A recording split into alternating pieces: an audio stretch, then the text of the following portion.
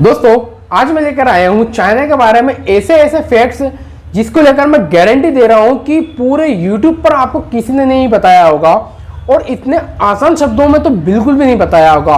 हाँ, वीडियो थोड़ा लंबा जरूर जा सकता है मगर कि वीडियो शुरू से लेकर आखिरी तक देखें।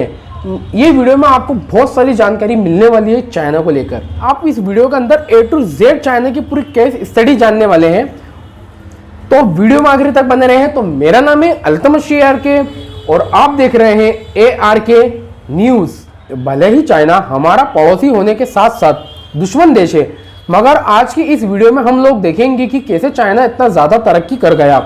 और अगर हम इसकी तुलना अमेरिका से करें तो हकीकतन अमेरिका इसके आगे कुछ भी नहीं है। वो भले ही आज अमेरिका $22 ट्रिलियन से ज़्यादा की अर्थव्यवस्था हो और दूसरी तरफ चाइना $16 ट्रिलियन की अर्थव्यवस्था हो, मगर दोनों देशों में एक बहुत बड़ा फर्क है जो चाइना को अमेरिका से काफी ज्यादा बेहतर बनाता है। बेहतर नहीं दोस्तों, काफी ज्यादा बेहतर बनाता है। वह यह है कि जहां चाइना ने दूसरे देशों को कर्ज दे रखा है तो वहीं अमेरिका ने उल्टा ले रखा है।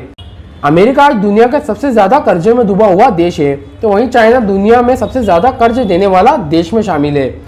आज अमेरिका पर अगर देखा जाए तो $20 ट्रिलियन से ज्यादा कर्ज है, तो वहीं दूसरी तरफ चाइना ने 150 देशों को $1.5 ट्रिलियन का कर्ज दे रखा है और लगातार दे भी रहा है।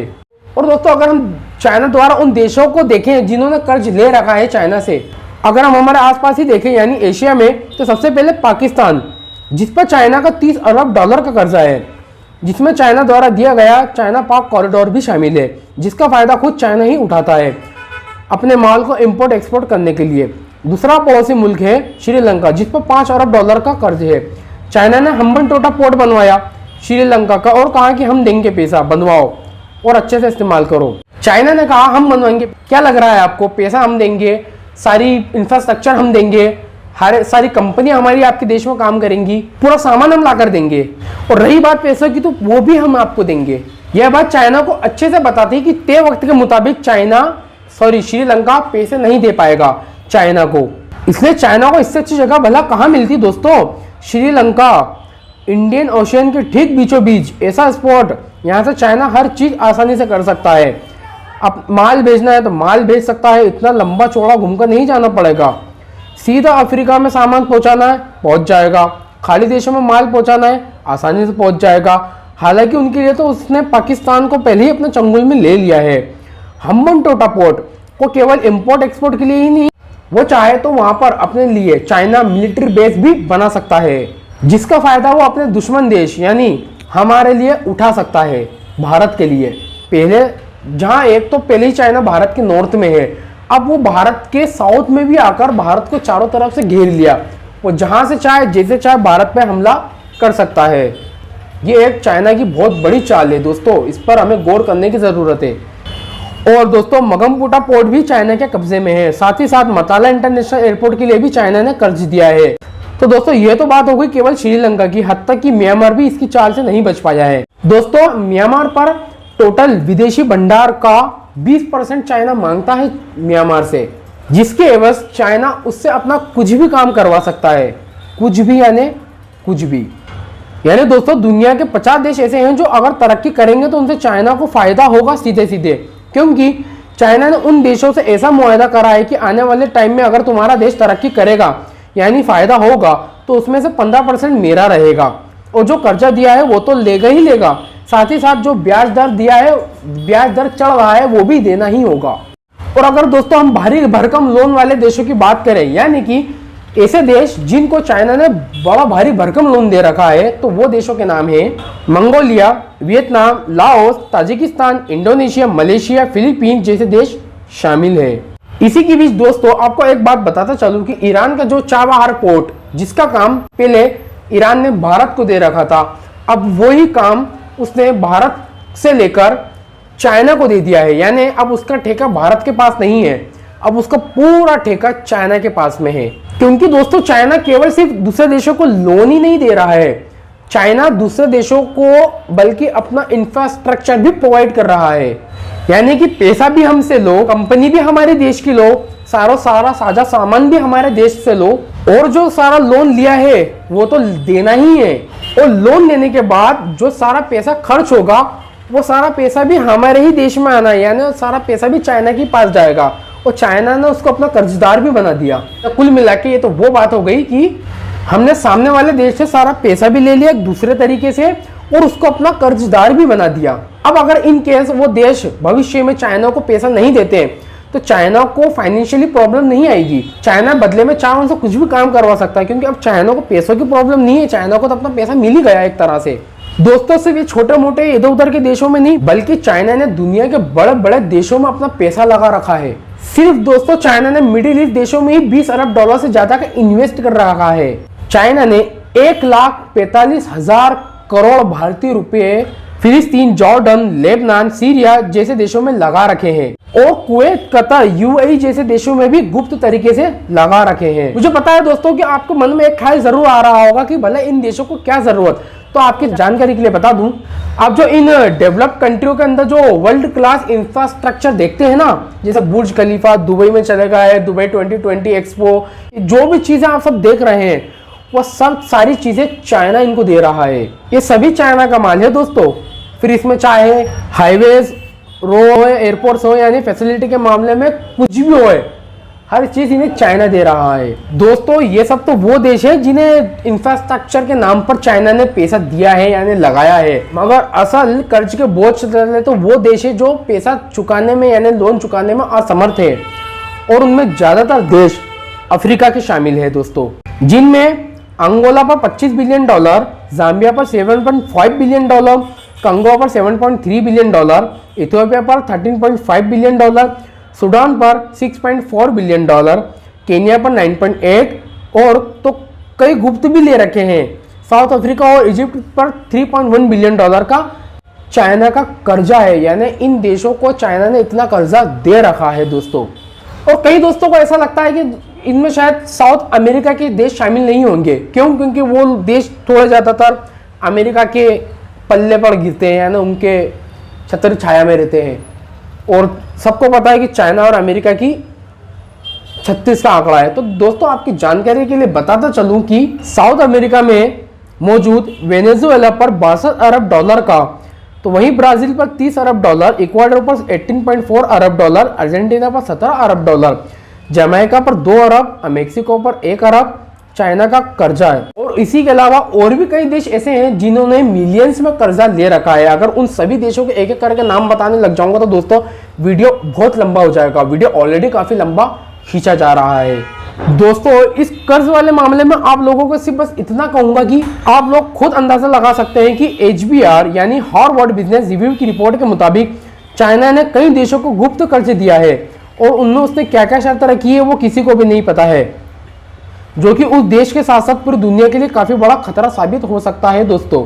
यानी कि चाइना ने जिन देशों को कर्ज दिया है उनसे वो ब्याज ना लेगा और हो सकता है कि उनसे वो मूल्य भी ना ले, बदले में वो कुछ भी मांग सकता है उन देश से या फिर कुछ भी करवा सकता है, जिसके परिणाम हमें पूरी दुनिया को काफी घातक देखने को मिल सकते हैं दोस्तों।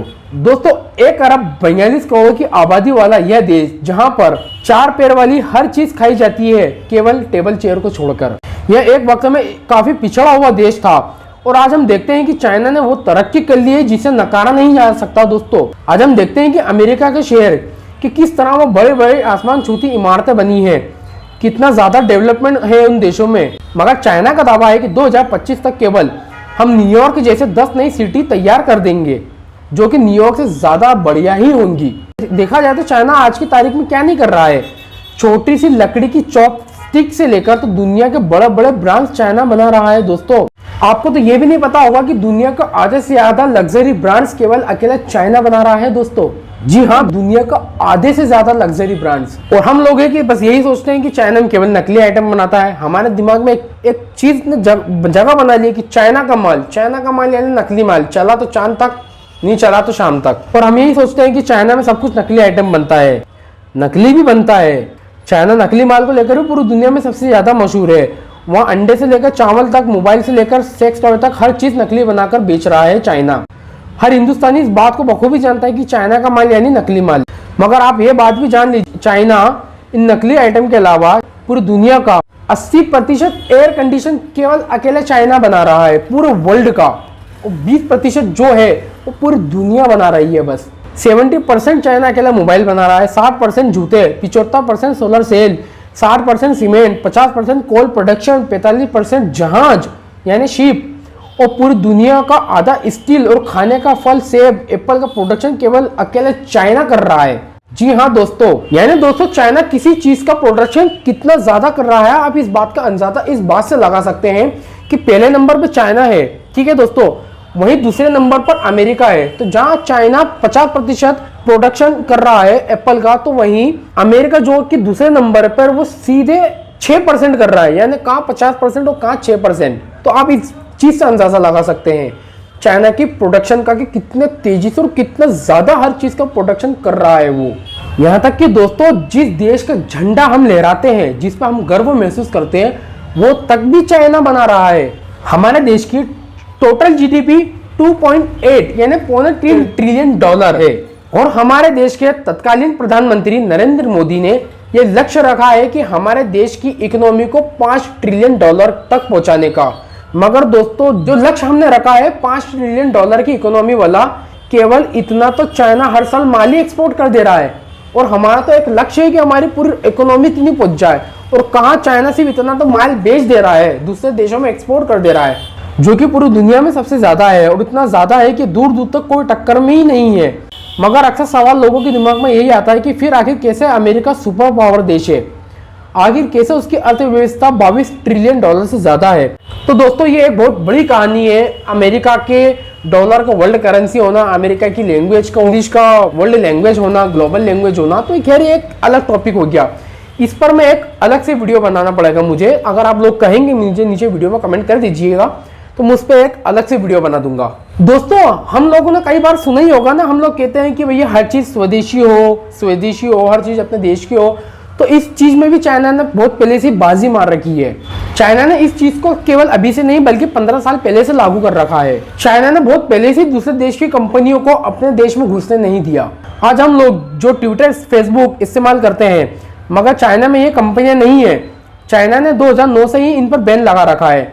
ना चाइना में गूगल चलता है, उसके बजाय बाइडू इस्तेमाल करते हैं। ना चाइना में यूट्यूब चलता है, उसके बजाय यूकू इस्तेमाल करते हैं। ना नेटफ्लिक्स यूज करते हैं, वहाँ चलता है वीचैट, टिकटॉक जैसी स्वदेशी चीजें वहाँ अपनी चलती हैं, जिसे वो लोग खुद तो चलाते ही चलाते हैं और साथ ही साथ पूरी दुनिया भी इस्तेमाल करती है। इतना ही नहीं दोस्तों, अगर अब हम लोग इसके अलावा स्पेस मिशन की बात करें तो वहां पर भी अब चाइना कूद पड़ा है दोस्तों, जहाँ चाइना अपना खुद का स्पेस स्टेशन तक बना रहा है। जबकि किसी भी देश के लिए स्पेस स्टेशन बनाना इतना आसान नहीं होता है। दुनिया के बड़े बड़े $100 बिलियन प्लस के बजट में इनका काम शुरू होता है, यानी $100 बिलियन प्लस में इनका बजट जाता है, और कोई भी एक देश इसमें अकेला शामिल नहीं होता है, तो ना किसी एक देश की स्पेस एजेंसी इस मिशन में काम करती है।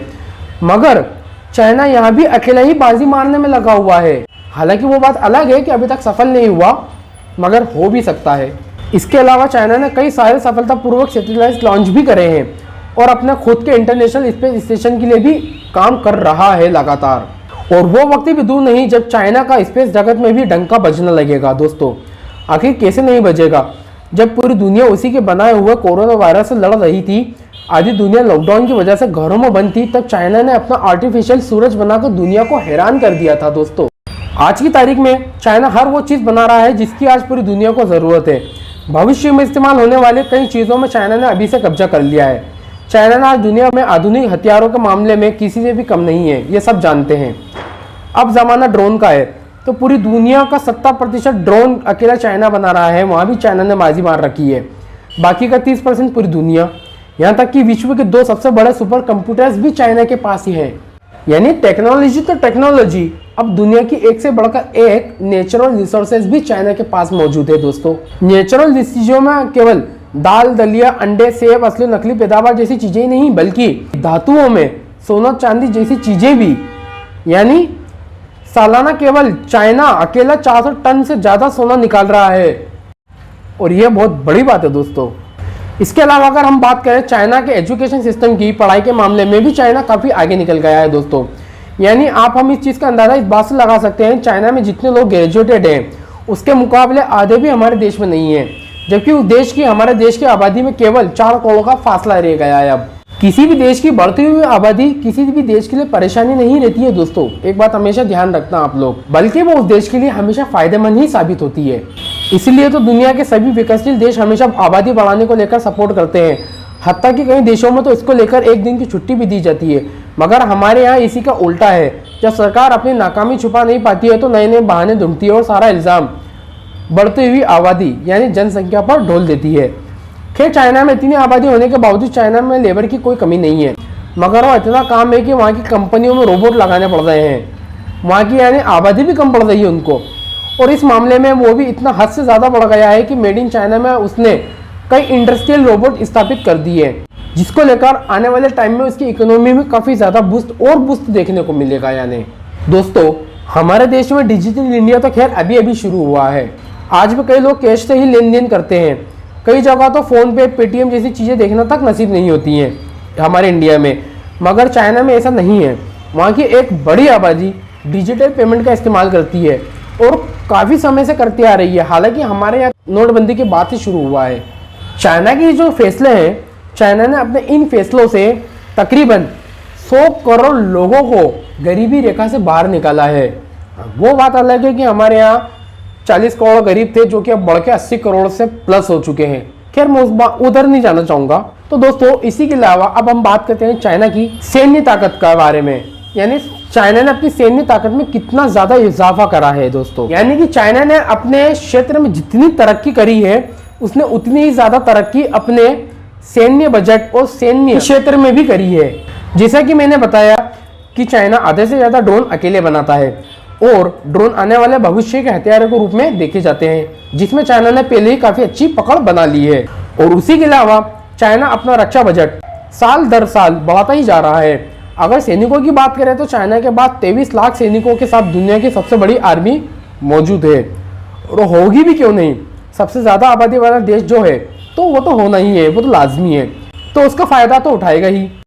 आपको जानकर हैरानी होगी कि चाइना ने दुनिया की सबसे बड़ी और मजबूत नौसेना बना ली है। जी हाँ दोस्तों, आज की तारीख में दुनिया की सबसे मजबूत नौसेना अगर किसी देश के पास है तो वो है चाइना, जो कि पहले नंबर पर आती है। चाइना अपने सैनिकों के लिए इतना एक्टिव रहता है कि वहाँ की आर्मी के कॉलर में पिन लगी होती है, ताकि किसी भी सैनिक की गर्दन नीचे होने पर चुभे। यानी कि वो नहीं चाहते कि उनके सैनिकों की गर्दन थोड़ी सी झुके और वो हमेशा सतर्क ना रहे। दोस्तों, इसी सब के अलावा और भी बहुत सारे ऐसे फैक्ट्स हैं जो मैंने अब तक की इस वीडियो में शामिल नहीं करे हैं। ऑलरेडी वीडियो इतना ज़्यादा लंबा हो चुका है, अगर मैं वो सब भी वीडियो फैक्ट्स अगर इसमें डाल दूंगा या बताना शुरू कर दिए तो हो सकता है कि वीडियो 1 घंटे से भी ज़्यादा ऊपर चले जाए। और वैसे भी मेरा चैनल नया है दोस्तों, मेरे चैनल पर अभी इतने ज़्यादा व्यूज़ नहीं आते हैं। लोगों को नहीं पता कि मैं किस तरह का कंटेंट आप लोगों के सामने रखता हूँ। मेरे चैनल पर जिस दिन ज़्यादा व्यूज़ आना शुरू हो जाएंगे, मैं उस दिन अपना जो हिडन टैलेंट है, यानी मैं जो लोगों आपको बता सकता हूँ वो चीज़ें ज़्यादा से ज़्यादा आपको बताने की कोशिश करूँगा। तो दोस्तों, इस वीडियो में उम्मीद है कि आप लोग समझ गए होंगे कि असल में दुनिया से कितना आगे निकल चुका है चाइना, और अपना भविष्य भी सेफ लेकर चल रहा है। और उसकी जगह हमारा देश भी हो सकता है, क्योंकि चाइना जो है बूढ़ा होता जा रहा है और हमारा देश जो है, जो कि नौजवानों का देश है, युवाओं का देश है। मतलब कि अगर देखा जाए तो अभी भी बेटी बाप के घर ही है, यानी कि अभी भी ज़्यादा देर नहीं हुई है। अगर हम लोग अभी भी चाहें तो इन सब फालतू की चीज़ों से निकलकर अभी भी हमारे देश को समृद्ध और एक शक्तिशाली देश बना सकते हैं। तो खैर, वीडियो पसंद आया तो वीडियो को लाइक और चैनल को सब्सक्राइब ज़रूर करें, ताकि मेरे आने वाली वीडियो आप तक आसानी से पहुंच सके। और अगर आप और कुछ भी देखना चाहते हैं तो आप यहाँ पर टिक कर क्लिक करके देख सकते हैं, और आप यहाँ पर भी देख सकते हैं, और मेरा चैनल आप यहाँ से सब्सक्राइब कर सकते हैं।